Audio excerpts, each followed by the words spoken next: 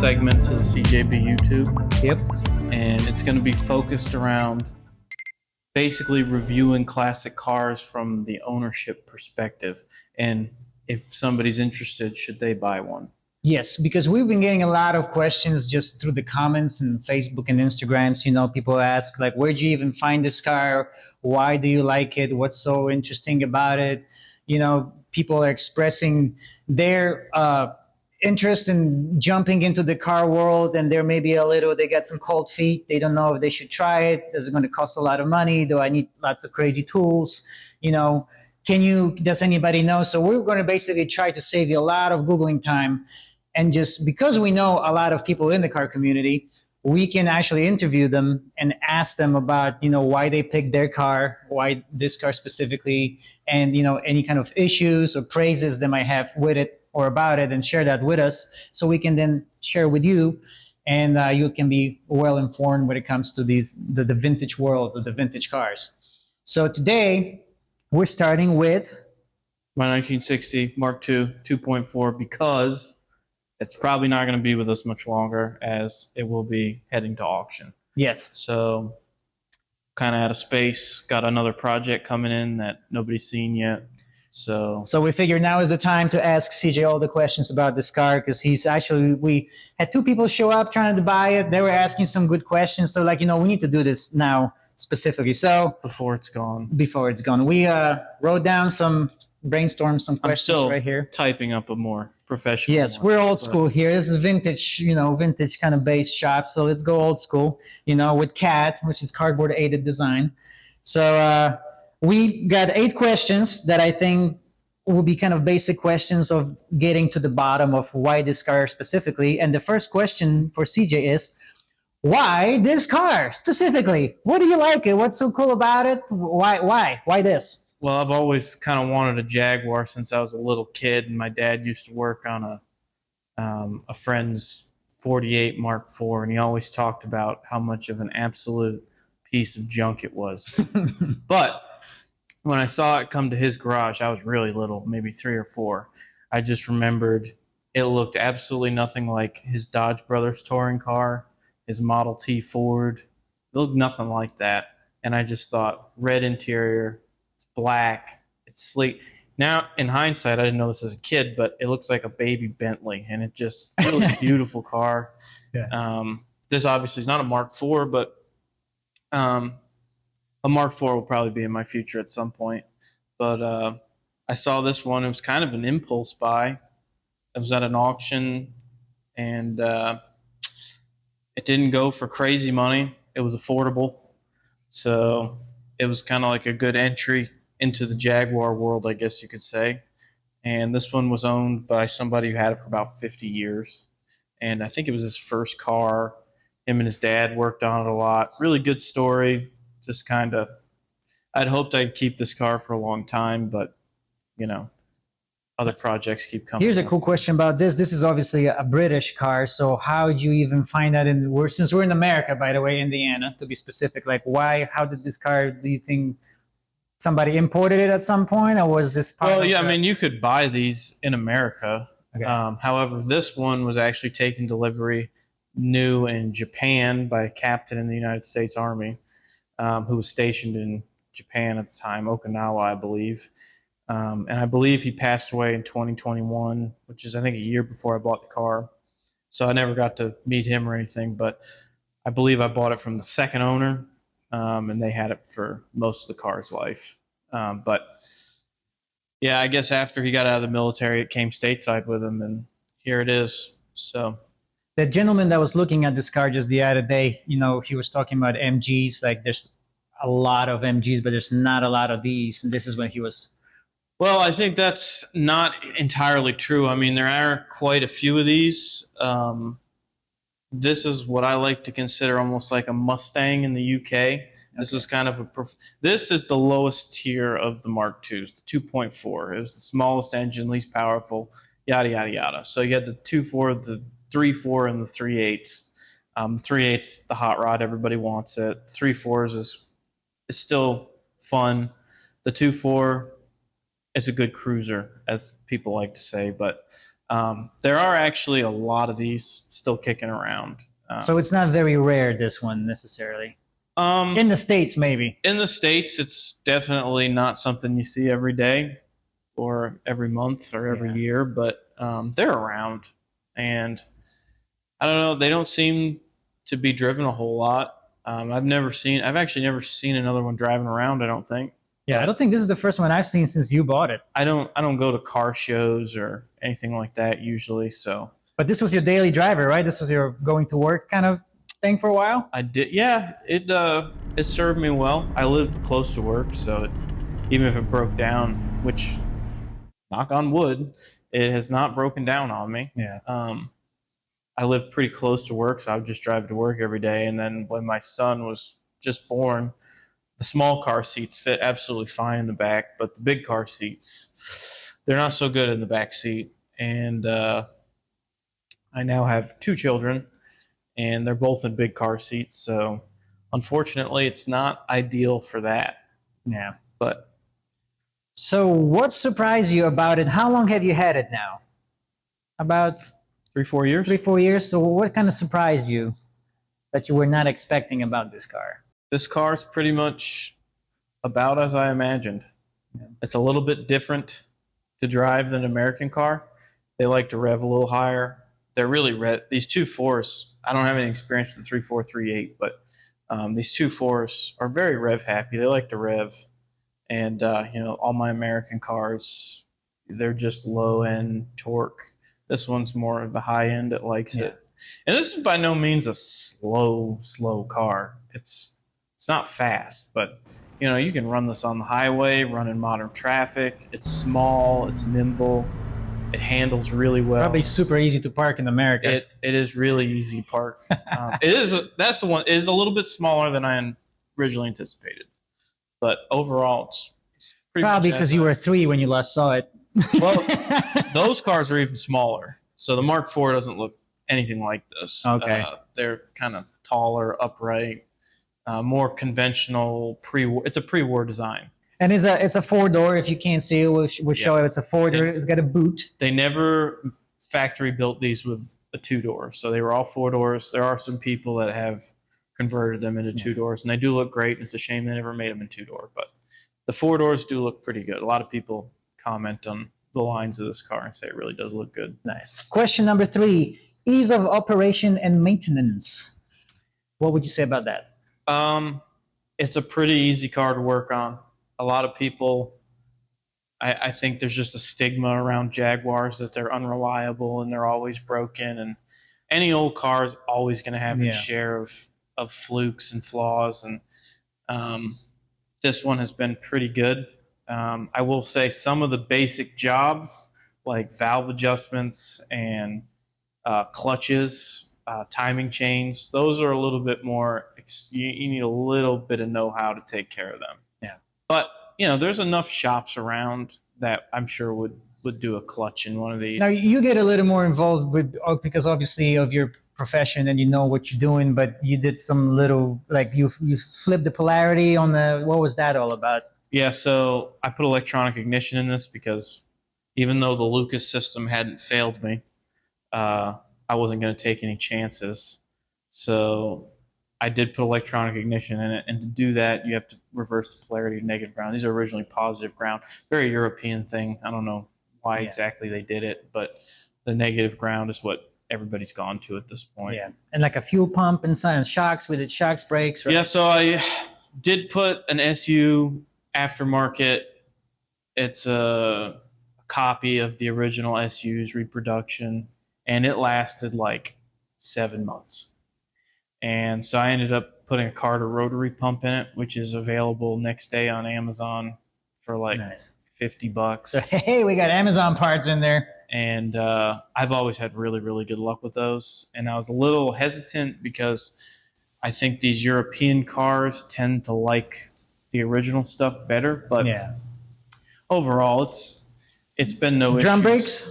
No, four-wheel disc brakes. Ooh, factory? Yeah, factory. Nice. They stopped on a dime back then.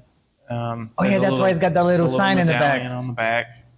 because everybody was crashing into the. I think that started with the Mark Ones because they were the first to get the disc brakes, and they stopped so much quicker that people were just running into them. So they literally the government put a little stamp will show you. The British government said you got to have this little reflective medallion on the back to let people know it stops fast. That's awesome. Which leads, this leads to the next question, which is the cost of the parts and the availability of the parts. It's pretty much everything for this car is available. Even the 2.4, which I think is the lowest production engine, everything's available. There's a place in Ohio. They're not advertisers or we don't have any affiliation other than I buy my parts from them. But they pretty much have everything I need to my house the next day. Wow. And or 2 days, just because they're so close. And like when I bought my gas tank for this, I saved a bunch in shipping just picking it up on my way home from a road trip. So nice. But yeah, that's really good. But over in Europe, these cars are everywhere. There's a lot of them in Europe. So anything you need, if it's not available in the United States, it can come from across the pond. And so that is an added cost comparative to like a Ford Mustang. So if you're in the United States, just know some parts are going to be a little bit more expensive to get here just because they have to come from the UK. Yeah. Or you might have to do a little bit of like research, and it may not be just on Amazon, although you can probably fit things on there. But if you want specific, like you might have to look for like a Jaguar there's very few website. things you're going to buy on this car off of Amazon. Yeah. I mean, very, very few things. But they're easy to maintain in that regard. Parts are pretty much like double the price of Mustang parts. Oh, wow. So where a fuel tank for a Mustang is a couple $100, I think the gas tank in this is like $600 or $700. And if you have it shipped, I think it was about $1,000. Wow. All said and done. So but it's available. Yeah, you can just go pick it up. And the old gas tank was really nasty, but it could have been saved. And you probably could have just cleaned that one out. Brakes, everything is meant to kind of be serviced and rebuilt. So brakes, the calipers, there's basically 2 pucks on each side of the rotor, and they're really easy to rebuild. But if you can't, the seal kits are like $12, and if the cylinder bores are good, you can just talking those in. $12 to rebuild the calipers and an hour of work or something. And it's really easy to do. But if you want to buy new ones are available, but they're kind of expensive. Which leads again perfectly. It's almost like we designed this. The next question, number 5: do you need a shop and lots of tools to work on it? So when you and I went through this car, when I pretty much first got it, we just did it out of a 2-car garage. We had it on jack stands. That was before I got the lift and everything. So gas tank came out. Everything, just about any old car can be worked on without a fancy shop, without a lift. It just, if you do it a lot, it makes it a lot nicer. Like if you're getting really ambitious and going for like full resto, and you're going to be doing like metal work and welding and shaping metal, and it's like, and then painting it, you need like that. That's when you need. But we're talking about any like subcategory you add, the hobby becomes more expensive. Yeah, and a lot of times it's cheaper to farm things out than buying all the equipment. If you're going to restore cars for the rest of your life, invest now. Get the stuff you want, get the stuff you need. But if you plan on just doing one car, be careful, because that usually leads to more. But if you're going to just do one car, body work and metal work, if you want to do it, do it. If you don't really think you want to do it, farm it out. Yep. By the time you buy all the welders, everything you need, it's going to be cheaper just to send it to somebody who knows what they're doing. Yeah. That's a good point nobody ever thinks about. It's like, well, I'm going to do all this work. They're thinking about the work. They're missing all the tools, not realizing that the tools are quite expensive, because they didn't know, especially the specialty tools, there's tens of thousands of dollars of tools. And tools alone, like before you even get to start the project. I'm poor. I don't have a fancy setup. Like I have a Harbor Freight toolbox with, some nice proto stuff and Williams screwdrivers, and I got a Miller TIG welder, and Powermatic drill press and a Sheldon lathe. But a lot of that stuff. You've been collecting now your whole life. Yeah, since Yeah. I was a little 6 or 7 years old. I think I got my first tool set. And this leads to question number 6. Would you recommend this car for like a beginner or somebody who just kind of wants to get something to kind of work on? It's fine to do that. It's pretty straightforward. Especially if you get 2.4, just because they're a lot cheaper than the 3.8s or 3.4s. This is also a manual transmission for all the young people, by the way. So if unsynchronized first gear, it's kind of a great overall plunge into classic cars. If you don't want a hot rod, if you just want something that's really cool, gets a lot of looks, and just genuinely is. that front end, that grill is just iconic. You cannot miss that. Understand, these cars are very, very, very. If you want to do a full restoration, these are very expensive cars to restore. Usually the wood all needs to be redone, and that's where things really start to get expensive. If you need to replace any little trim bezels or anything, you're going to be sourcing. There's enough of these that are junk cars that you can find trim pieces and stuff like that, but upholstery kits, very expensive. If you want to have an OG style reproduction upholstery set for these, you're approaching like in the $10,000 range. Just for the upholstery. That doesn't include wood refinishing or any of that. Yeah. So if you're going full resto, you need to have, you really need to have a good solid car. You need to have a big house with a pool and a 4-door garage. That's when you maybe start thinking about getting this. But if you're just gonna, like this is a good driver. It's not a show car. It's a great car to just drive back and forth to work in, putz around the city in. Yeah, put the family in errands. There. Yeah, it's great for that. It's not really a road tripping machine just because 70 miles an hour is, that's a good cruising speed. It's a little on the high side, but 65, no problems. But it will do freeway. It'll go faster. It's got just a little bit of a trunk in the back, obviously, so there's not much room for luggage. There's ample room for if you wanted to. This car could be easily converted to having an overdrive transmission in it, and then you could really go cruising. But when you start putting a lot of money into a 2.4, especially this one, this one's just really, really solid car. And I think the good question you ask yourself also while you jump in any project is, are you going to do like a street resto when you want to up it up so it looks on the outside, it looks, like original, but it's all new inside? Or are you trying to keep it just kind of original and trying to keep it You always need classic? To take into account, it will always be cheaper to buy one that's already done than to do it yourself. Yeah. And if you want to do it for the love of it, great. I applaud that because that's what I like doing. I don't typically buy cars that are ready to go. This car, when we got it, the carbs were full of crap. The gas tank was disgusting. The brakes had problems. Shocks were shot. The shocks were toast. It just needed everything to get back on the road. Wheel bearings repacked and yada yada. The list just went on and on and on. But I like taking something that really hasn't been used in a very long time, and I never will make money doing that. But understand it's going to be cheaper to buy one of these already done than, because you can buy a really, really nice 3.8. I mean, top notch, pretty darn close to top notch anyway, in the $40,000 to $50,000 range. If you restore one of these cars, it's a 6-figure endeavor. Just rebuilding the engine, transmission, rear end, doing body work, paint, upholstery, wood.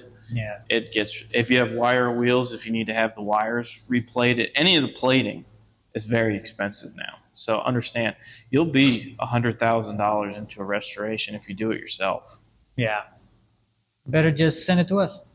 No, don't do that.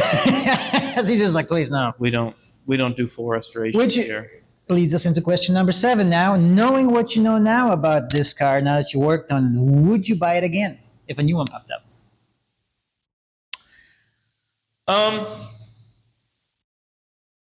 I would buy another Jaguar. I don't know if I would get another. I've already had a 2.4. Yeah. So my next one, if I were to get another Mark II, would be a 3.8. I really want to get the hot rod. Speedster hot rod. If later on down the road this car came up for sale again and was really cheap, I could totally justify taking the 2.4 out of it and putting a 3.8 in it. That would be okay. Yeah. I would consider that. Like a little sleeper. But yeah, I mean, these were the getaway car of the gangsters in Europe. I mean, this is what Yeah. I think they robbed the train over the great. I forget what the name of it is, but there was a huge train robbery where they all had souped up Mark II Jags. I think It was like an robbed the Italian train. job, but British. It was in like Ireland or Holland or something weird like that. Yeah. But This is a cool looking Yeah. car. Now, the question number 8, this is the last question. Now, obviously, we kind of answered it in the beginning, but would you sell it?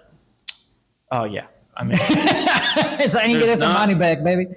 so I don't want to. I love this car. It's a Yeah. great little car. However, I'm kind of out of space, and pretty much every single one of my cars I have at this point, I have a real sentimental attachment to, Yeah. with the exception of the car that's replacing this. But it's sentiment in a different kind of way, just because of the connection I have to that type of car with my dad.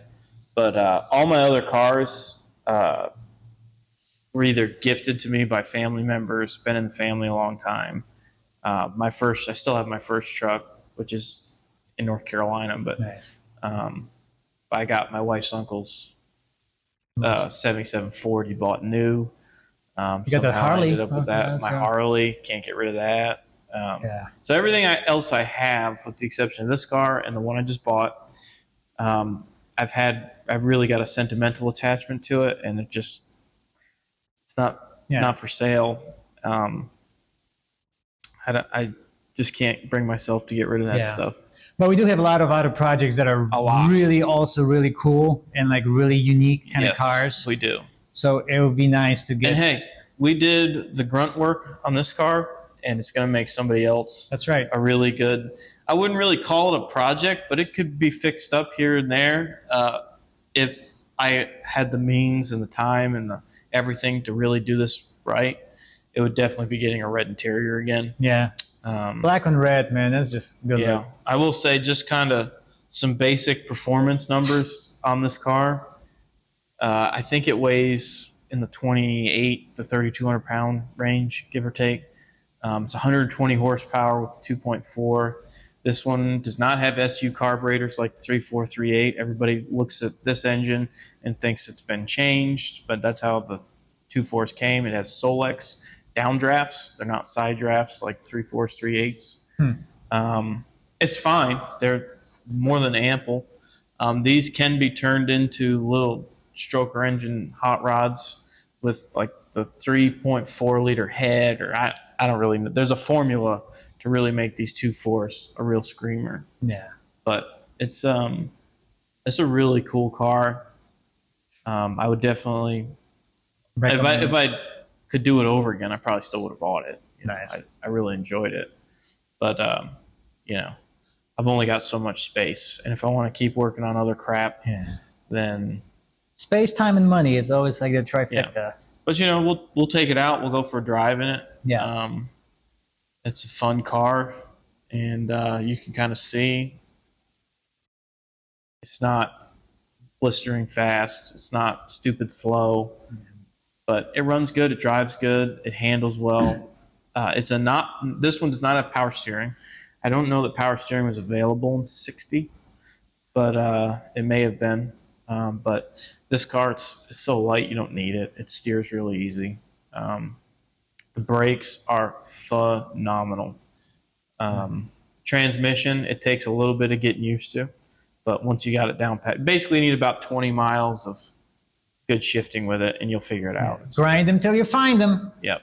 So the moss boxes that are in these cars, they're not the smoothest transmissions, and I think by 62 or 64 they kind of went away from the moss boxes, but they didn't last that long in the Mark IIs, I don't think.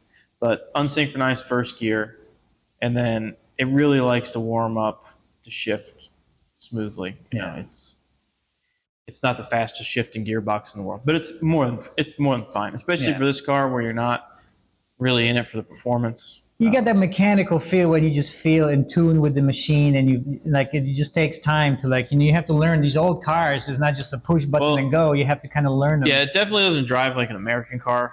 It likes revving up.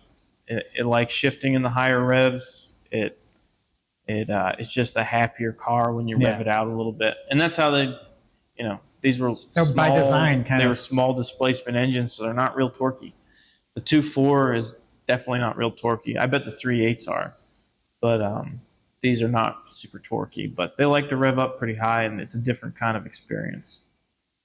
So I think that's it. Hey, thank you so much for doing this with us. This is obviously our first show like this. It's not going to be just us talking to ourselves. We obviously have a lot of friends with really cool vehicles and collections. And so we will probably, the first collection we do will be a pretty good sized one.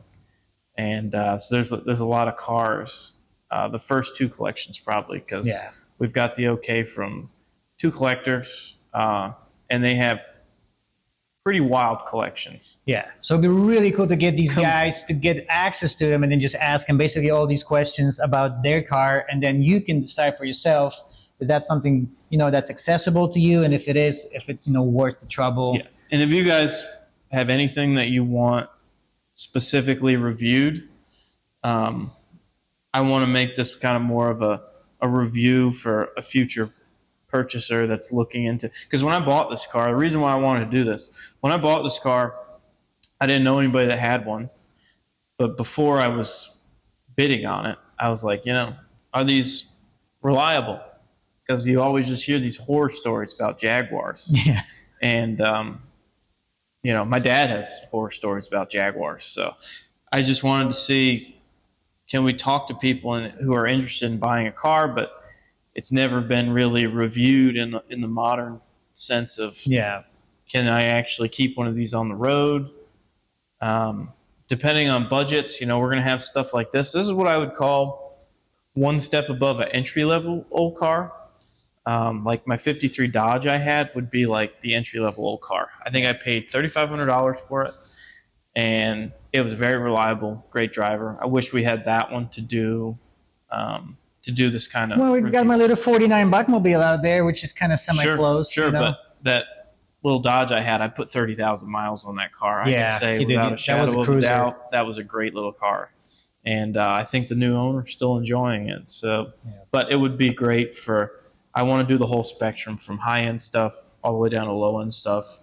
Not just old, but, newer stuff, daily drivers, because I also kind of have an affinity for buying strange vehicles to daily drive, including diesel Mercedes and Ford-era Jaguars and strange things to see if they can be reliable. We got tractors and motorcycles and all kinds of fun stuff. I don't know that I'll be reviewing any tractors anytime soon, but we could definitely do motorcycles if there's an interest in. Now that we have some miles on our current motorcycles. So let us know what you guys think.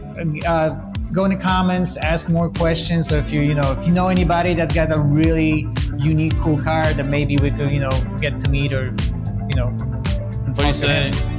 We take it for a ride. Let's do this.